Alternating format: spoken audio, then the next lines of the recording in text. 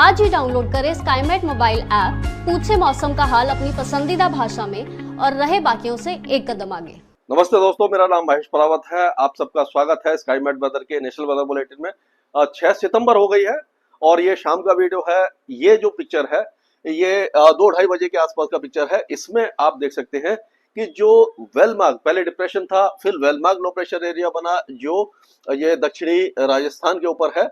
अब ये फिर से डिप्रेशन बन जाएगा और ये गुजरात के ऊपर आ जाएगा, यानी दक्षिणी राजस्थान और गुजरात के ऊपर एज अ डिप्रेशन रहेगा और ये इस तरह से आगे मूव करेगा और ये सिंध की तरफ कल तक पहुंचेगा। मतलब गुजरात के ऊपर से यानी कच्छ के इलाके से होता हुआ सिंध तक जाएगा और यहां पर जाकर थोड़ा सा कमजोर हो जाएगा। तो जो मेन इस समय दो मुद्दे हैं इस वीडियो में, एक तो ये है कि जो पंजाब, भारत का पंजाब और पाकिस्तान का पंजाब, यहाँ पर बहुत ज्यादा तबाही हुई है, बहुत ही ज्यादा, मतलब एक तरह से पूरी तरह से फसलें बर्बाद हो गई है और हमारे जो किसान भाई हैं उनको, पंजाब के खासकर भाई बहनों को इतना ज्यादा नुकसान 1978 के बाद झेलना पड़ा है। और उसका कारण ये है कि ये जो जम्मू कश्मीर और हिमाचल प्रदेश, ये दो राज्य हैं। अभी आज भी आप देखेंगे एक पैच बना हुआ है, ये क्लाउड टॉप पिक्चर है, यानी कि जो ऊंचे बादल हैं, यानी टॉप, जब जैसे जैसे हम ऊपर जाएंगे तो आपको मालूम है कि टेम्परेचर कम होता जाता है। तो जितना ऊंचा बादल होगा उसकी जो टॉप होगी उसका टेम्परेचर कम हो जाएगा, यानी कि ऊंचा होगा। इससे आपको पता लगेगा कि किस जगह पर ज्यादा ऊंचाई के बादल बने हुए हैं, पानी वाले बादल बने हुए हैं जो बारिश दे सकते हैं। तो आप देखिए हिमाचल और उत्तरी पंजाब के कुछ इलाकों में ये आज भी बारिश की संभावना है, लेकिन इतनी ज्यादा बारिश नहीं है, इतनी वाइड स्प्रेड नहीं है जो बाढ़ की स्थिति को और ज्यादा बढ़ा पाए, क्योंकि जो नदियां आ रही हैं वो इस जगह से नहीं आ रही, यहाँ से आ रही है जम्मू और इसके इसके मतलब कि हिमाचल के साइड से, पश्चिमी साइड से। तो रावी, ब्यास और सतलज नदी में धीरे धीरे पानी अब कम होने लग जाएगा और बाढ़ की स्थिति में सुधार होने लग जाएगा। एक तो ये अच्छी खबर है और दूसरी खबर ये है कि जो राजस्थान है उसके कई जिलों के साथ साथ दक्षिणी राजस्थान मान के चलिए, और जो उत्तरी जो गुजरात है, खास करके उत्तरी गुजरात में भारी से अति भारी बारिश, रेड अलर्ट सिचुएशन बनी हुई है और यहाँ पर भी फसलों को नुकसान होने की आशंका पूरी पूरी तरह से दिखाई दे रही है। और हमारे जो भाई बहन है जो मध्य प्रदेश में है, उत्तरी मध्य महाराष्ट्र में है, वो भी काफी ज्यादा परेशान है। वहां पर भी फसलों को नुकसान हो रहा है लगातार बारिश से, क्योंकि बारिश तो चाहिए होती है हमारे मतलब खेती के लिए, लेकिन इतनी ज्यादा बारिश की जरूरत नहीं होती। और ये क्लाइमेट चेंज के कारण हम देख रहे हैं कि जब बारिश हो रही है, जब दबा के हो रही है, लगातार हो रही है, और जहां नहीं हो रही, जो ये आप देखेंगे जो बिहार है और जो पूर्वी उत्तर प्रदेश है, वहां पर बारिश नहीं हो रही। तो अब इस पे हम चर्चा करते हैं कि पूरे उत्तर भारत से शुरू करेंगे कि किस तरह का वेदर रहने वाला है। तो आप देखिए, अब जो वेस्टर्न डिस्टर्बेंस है, एक और फैक्टर है कि ये जो इस बार जो अतिवृष्टि हुई है पहाड़ों पर, तो थोड़ा सा इसमें चेंजेज आया है। आपने देखा होगा कि पश्चिमी विक्षोभ, जिसकी बातें हम हमेशा करते हैं, जो मेडिटेरियन सी से उठता है यूरोप के नीचे से, और वहां से वो पूरे साल उठते हैं और वो वेस्टर्ली जेट के साथ, यानी पश्चिमी हवाओं के साथ पश्चिम से पूरब की तरफ आते हैं, इसलिए पश्चिमी गड़बड़ी, पश्चिमी विक्षोभ या वेस्टर्न डिस्टर्बेंस कहते हैं उनको। और जब वो पाकिस्तान के आसपास ये हिंदू कुश की पहाड़ियों पर, ये हिमालय पर पहुंचते हैं, यहाँ पर उनको रुकावट मिलती है और ये बारिश देते हैं। तो जैसे जैसे मतलब जब सूरज नीचे की तरफ जाता है, दक्षिणी गोलार्ध में जाता है, तो वेस्टर्न डिस्टर्बेंस भी नीचे आना शुरू हो जाते हैं और जम्मू कश्मीर, हिमाचल, उत्तराखंड और उत्तरी भारत को इंपैक्ट करना शुरू करते थे। अक्टूबर से लेकर के आमतौर पर मार्च तक करते हैं और दिसंबर जनवरी में पीक इंटेंसिटी होती है। लेकिन इस बार थोड़ा सा अपवाद है, एक्सेप्शन है, कि हम देख रहे हैं कि ये मानसून के समय भी वेस्टर्न डिस्टर्बेंस आ रहे थे और वो वेस्टर्न डिस्टर्बेंस का इंटरेक्शन, जब ये जो नमी वाली हवा यहाँ से आ रही थी अरब सागर से दक्षिण पश्चिमी, और ये जो दक्षिण पूर्वी जो हवा है बंगाल की खाड़ी से आ रही थी, ये सारी हवाएं मिल रही थी और जो लो प्रेशर एरिया बनना था उसका साइक्लोनिक सर्कुलेशन बन करके यहाँ पर पहुंच रहा था पंजाब और पाकिस्तान के ऊपर और पहाड़ों के ऊपर। तो ये साइक्लोनिक सर्कुलेशन था, वेस्टर्न डिस्टर्बेंस था, दोनों हवाएं थी, उन सबका जो कॉन्फ्लुएंस था, इंटरेक्शन था, उससे ये मूसलाधार बारिश, बादल फटने की घटनाएं हो रही थी, जिससे ये पूरी आपदा इन सारे इलाकों में आई है, जम्मू कश्मीर, हिमाचल और उत्तराखंड में। और उसी तरह से ये जो नदियों में पानी आया तो ये पंजाब और ये सारे बर्बाद हो गए। तो अब यहाँ पर बारिश में कमी आ रही की संभावना दिखाई दे रही है, वेस्टर्न डिस्टर्बेंस फिर से कमजोर होने लगे हैं और जो लो प्रेशर एरिया है और डिप्रेशन है वो फिर से मध्य भारत की तरफ जा रहे हैं, ऊपर की तरफ नहीं जा रहे।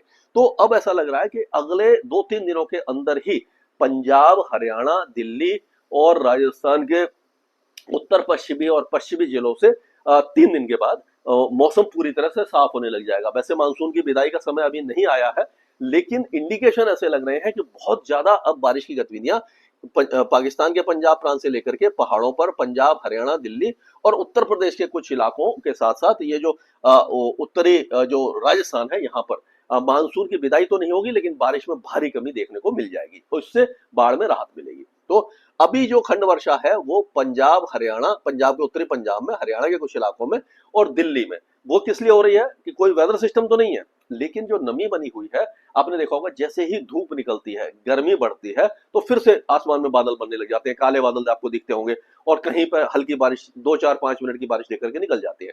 वो ये है जैसे प्री मानसून में होता है कि जो नमी बढ़ी तो गर्मी बढ़ी, नमी बढ़ी हुई है, गर्मी जैसे ही बढ़ती है, धूप निकलती है, तो ये मॉइस्चर ऊपर की तरफ उठता है और हवा जब ऊपर की तरफ नमी के साथ गर्म होकर उठती है तो वो वहां पर बादल बना लेती है और वो खंड वर्षा देते हैं, जो देर दोपहर और शाम को आपने देखा होगा दिल्ली एनसीआर और बाकी इलाकों में हो रहा है। तो इसी तरह का वेदर अब रहने वाला है। उत्तर प्रदेश में भी खंड वर्षा ही दिखाई दे रही है। बिहार की बात करते हैं तो 24 से 48 घंटों के बाद यहाँ पर बारिश शुरू हो सकती है, लेकिन हल्की बारिश होगी, ज्यादा बारिश की संभावना हमें नजर नहीं आ रही है। तो अभी हम देखेंगे मेरठ, मुजफ्फरनगर, सहारनपुर, ये जो जितने भी इलाके हैं यहाँ पर छुटपुट बौछारें कई इलाकों में, यानी उत्तर प्रदेश के सभी इलाकों में, यहाँ पर आगरा, हाथरस, अलीगढ़, भदोही, जौनपुर, प्रयागराज, वाराणसी, गोंडा, बस्ती और प्रतापगढ़ और जो बाकी इलाके हैं ये झांसी वगैरह, ये सारे इलाके, ललितपुर वगैरह, ये सभी इलाकों में हल्की फुल्की बारिश की गतिविधियां, यानी जो कोई वेदर सिस्टम ऐसा नहीं है कि जो लगातार बारिश दे, लेकिन हाँ पूरी तरह से अभी मौसम शुष्क नहीं होने वाला इस इलाके का। बिहार में भी अब बारिश की गतिविधियां थोड़ी सी शुरू हो जाएंगी। पश्चिम बंगाल के, उत्तरी पश्चिम बंगाल में बारिश है, पहाड़ों पर ये जो ये तराई के इलाके हैं और जो नेपाल की पहाड़ियां हैं, यहाँ पर भी बारिश आप देख रहे होंगे हल्की फुल्की है, यानी मॉडरेट शावर है, 20-25 मिलीमीटर की बारिश आपको दिखाई देगी। गंगे पश्चिम बंगाल में हल्की बारिश है, लेकिन एक और साइक्लोनिक सर्कुलेशन 2 दिनों के बाद यहाँ पर बनेगा उत्तर पश्चिम बंगाल की खाड़ी और गंगे पश्चिम बंगाल में। तो शांति निकेतन, कोंटई, हुगली, हावड़ा, मेदिनीपुर, 24 परगना, कलकत्ता, ये सारे इलाकों में हल्की बारिश की संभावना बनती नजर आ रही है। झारखंड में भी खंड वर्षा होगी। पूर्वोत्तर राज्यों में एक बार फिर से बारिश की गतिविधि मणिपुर, मिजोरम और नागालैंड में ज्यादा होगी। हिमाचल, ये अपना मेघालय और पश्चिमी असम में कम होगी। अरुणाचल प्रदेश और पूर्वी असम में ज्यादा होगी। ये त्रिपुरा में कम होगी और बांग्लादेश में भी थोड़ी सी कमी बारिश हमें दिखाई दे रही है। तो ये हम यहाँ का हमने कवर किया। अब चलते हैं हम सीधा इधर से आगे जब बढ़ते हैं तो उड़ीसा में जो खंड वर्षा है वो अभी भी जारी रहेगी और 2 दिन के बाद ये जो नया वेदर सिस्टम बनने वाला, हालांकि बहुत ज्यादा स्ट्रॉन्ग नहीं है क्योंकि ये लो प्रेशर एरिया नहीं लग रहा कि आगे तक आएगा। अगर आता तो ये मानसून यहाँ पर इतना कमजोर नहीं होता 2-3 दिन के बाद, तो ये यहीं पर रह जाएगा, यहीं पर खत्म हो जाएगा, मतलब पूर्वी भारत में ही। तो उड़ीसा में अभी जो बारिश की गतिविधियां 2-4 दिनों तक रहेगी। छत्तीसगढ़ में बारिश की गतिविधियां रहेंगी लेकिन काफी कम रहेंगी। सरगुजा, अंबिकापुर से लेकर के ये जांजगीर, चंपा, बलौद बाजार और आपका दुर्ग, राजनांदगांव, रायगढ़, रायपुर और ये बस्तर वगैरह, ये सारे इलाकों में बारिश की गतिविधियां हल्की फुल्की रहेंगी, बहुत ज्यादा नहीं रहेगी। पूर्वी मध्य प्रदेश में भी ज्यादा बारिश की संभावना नजर नहीं आ रही है। विदर्भ में भी बौछारें तो रहेंगी लेकिन हैवी रेन के चांसेस दिखाई नहीं दे रहे हैं। और पश्चिमी मध्य प्रदेश में मंदसौर और रतलाम, उज्जैन, इंदौर, खांडवा, खरगोन, अलीराजपुर, बड़वानी, ये सारे इलाके आपने देखा होगा लगातार बारिश यहाँ पर हो रही है। लेकिन यहाँ पर भी चिंता की बात नहीं है। 24 से 48 घंटों के बाद काफी ज्यादा यहाँ पर कमी दिखाई देगी क्योंकि वेदर सिस्टम ये धीरे धीरे जो दिख रहा है आगे की तरफ चला जाएगा, तो यहाँ पर बारिश कम हो जाएगी। लेकिन राजस्थान के हनुमानगढ़, गंगानगर और चूरू, बीकानेर, झुंझुनू, सीकर, अलवर, दौसा, करौली, भरतपुर, सवाई माधोपुर, यहाँ पर बारिश की संभावना ना के बराबर है। अगर होती है तो बहुत हल्की होगी, छुटपुट बौछारें होंगी। गंगानगर, हनुमानगढ़ वगैरह में चांसेस कम दिखाई दे रहे हैं। और ये जो ये कोटा, बूंदी, बारा, भीलवाड़ा, ये जो इलाके हैं यहाँ पर भी मॉडरेट शावर्स रहेगा। लेकिन सबसे ज्यादा बारिश आज हमें दिखाई दे रही है ये चित्तौड़गढ़ और डूंगरपुर, बांसवाड़ा, प्रतापगढ़, यहाँ से लेकर के सिरोही, पाली, जालौर, नागौर, जोधपुर, बाड़मेर और जैसलमेर के जो दक्षिणी इलाके हैं, यहाँ पर मूसलाधार बारिश की संभावना हमें नजर आ रही है। बाकी इलाकों में हल्की बारिश होगी। और ये जो गुजरात की अगर हम बात करते हैं तो आपने देखा होगा कि कल रात से ही आपने देखा होगा कि बिजली चमकना शुरू हो गई, बादलों की गरज चमक है, तेज हवाएं चलना शुरू हो गई, बारिश शुरू हो गई है। तो अब ये जो बारिश जो है सबरकांठा, बनसकांठा, महेसाना, पाटन, इदार और भुज, नलिया, वहां तक पहुंचने वाली है। मोरबी, जामनगर, राजकोट, सुरेंद्रनगर, ये सारे इलाके, बड़ौदा, अहमदाबाद तक बारिश है। लेकिन उत्तरी इलाकों में ज्यादा बारिश रहेगी। ये देवभूमि, द्वारका वगैरह में भी आज की बारिश हमें दिखाई दे रही है। और जो बाकी आप देखेंगे जो पूर्वी इलाके हैं जैसे कि अरवली, मोड़सा आपका डांग, पंचमहल, छोटा उदयपुर, नवसारी, सूरत, वलसाड़, तापी, नर्मदा, ये सारे इलाकों में भी मॉडरेट शावर्स की संभावना दिखाई दी है। भरूच और जो आपका अमरेली है, ये सारे इलाके जो है भावनगर वगैरह में भी लाइट रेन की संभावना है। और जब ये वेदर सिस्टम ऊपर की तरफ चला जाएगा तो 2 दिन के बाद जो गिर सोमनाथ है, जूनागढ़ है और दीव है और अमरेली, ये सारे इलाकों में बारिश में कमी काफी ज्यादा दिखाई देगी। और ये आज से ही हमें सिंध प्रांत में बारिश दिखाई दे रही है, लेकिन 7 तारीख को सिंध के कई इलाकों में मूसलाधार बाढ़ जैसी स्थिति आ सकती है। 50, 100 और 150 मिलीमीटर तक की बारिश वहां पर भी दिखाई दे रही है। और गुजरात में हमें 200 मिलीमीटर की बारिश दिखाई दे रही है। और ये 7 और 8 तारीख को बलूचिस्तान के दक्षिणी इलाकों तक भी बारिश पहुंच जाएगी। पंजाब के दक्षिणी प्रांतों में पाकिस्तान की बारिश रहेगी, उत्तरी पंजाब में बारिश कम दिखाई देगी। तो इस तरह का वेदर रहने वाला है गुजरात और आपका ये राजस्थान का। अगर मध्य प्रदेश की बात करें तो मैंने बोला पश्चिम मध्य प्रदेश में ज्यादा बारिश है, लेकिन 24 घंटे के बाद कम हो जाएगी। उत्तरी मध्य महाराष्ट्र में जो हमारे भाई बहन हैं वहां परेशान हो रहे हैं, जैसे कि धुले, नंदुरबार, जलगांव, नासिक, मालेगांव, ये जो इलाके हैं यहाँ पर भारी बारिश की संभावना आज बनती दिख रही है। कल से यहाँ पर धीरे धीरे करके राहत मिलना शुरू हो जाएगी। और जो मराठवाड़ा है वहां पर भी ज्यादा बारिश की संभावना नजर नहीं आ रही है। मुंबई में जो गणपति फेस्टिवल है, आज बारिश की संभावना नजर आ रही है, लेकिन बहुत ज्यादा भारी बारिश नहीं होगी। कल बारिश हुई थी ज्यादा।